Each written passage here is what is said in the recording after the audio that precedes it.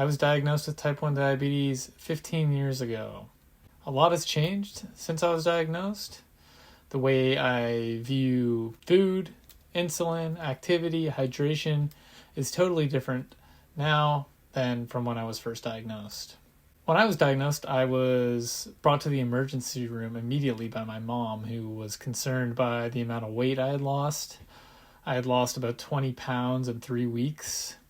I was peeing constantly, extremely strong sugar cravings, incredibly thirsty, basically all of the telltale signs of type 1 diabetes. When they tested my blood sugar at the hospital, it was 45, which was concerning to them. They actually said I was on the verge of diabetic ketoacidosis. So they put me on an IV insulin drip immediately, and I eventually got shuttled off to the Children's Hospital for a 2-week stay.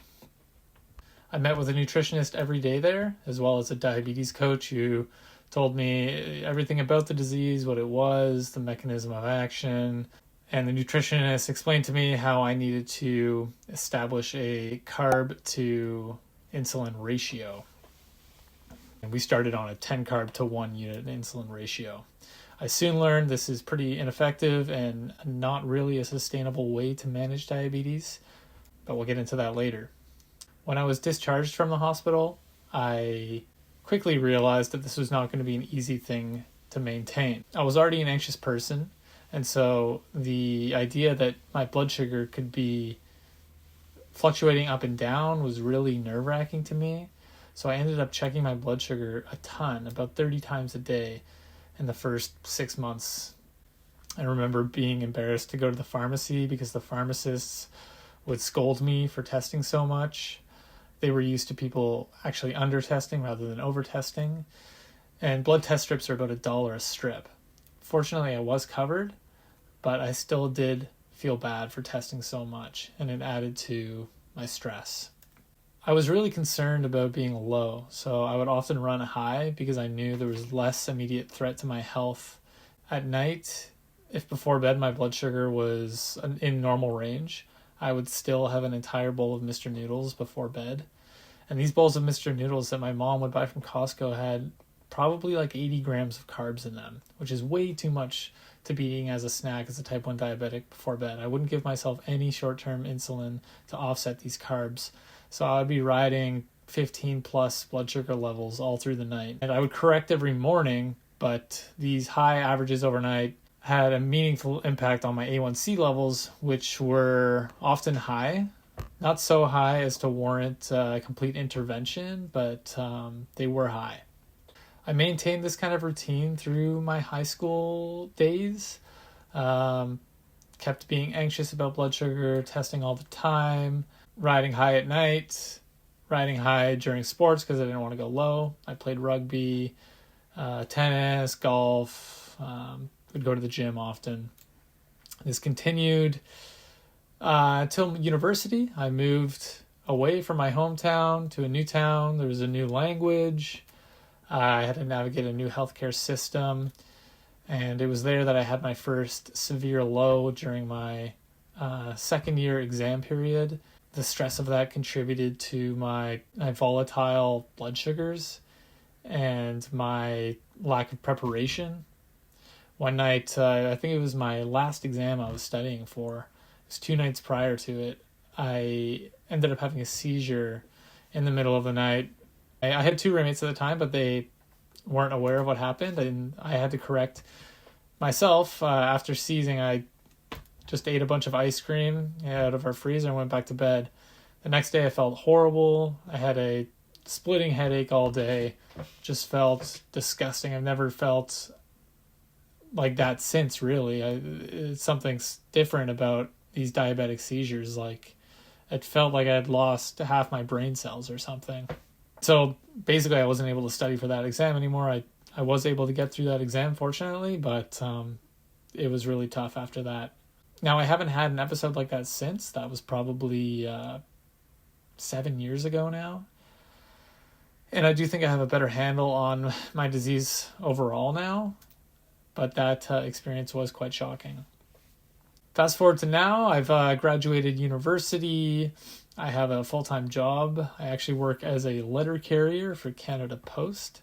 So every day is very active for me, which means I have to be especially attuned to my blood sugar because, as any type 1 diabetic knows, activity will cause an increase in sensitivity to insulin. On top of that, I'm an aspiring competitive trail runner. I'm also a road runner. And every summer when the Tour de France starts, I become a cyclist. Of course, I'm nowhere near becoming a competitive cyclist, but I am trying to make it in the local trail running scene. In this channel, I'm going to be producing videos that document my training, past training, and things I do, challenges I have to navigate with my type 1 diabetes to be able to compete with other athletes who maybe don't face as many challenges as I do. I want to minimize the impact this disease has on my quest for fitness and my competitive spirit. Unfortunately, a week ago, I did break my ankle, so no more training for 6 weeks. But I'm going to use this time to reflect on past training and share with an audience how I'm able to achieve a competitive level of fitness even with type 1 diabetes. Some of my notable achievements include a top 5 finish at the Wild Horse Traverse 50K ultramarathon in Kelowna, a win at the Bowen Island Trail Half Marathon, a win at the Run for Water 10K trail race, a second place finish at the Tenderfoot Boogie 26K race in Whistler, and a few others. But I think I'm going to go over each one in future videos. Prior to my injury, I thought this was going to be my breakout year of running. I had been running 75-kilometer weeks up until my break. Misfortune struck, and now I'm out for 6 weeks.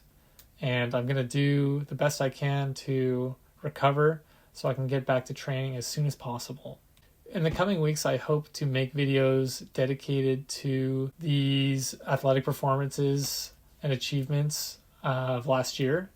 I'm going to go over what kind of training I did for each one and how my type 1 diabetes affected and influenced my training, as well as my ability to compete, my fueling strategy with type 1 diabetes, and just get into the nitty gritty of the disease and the competition.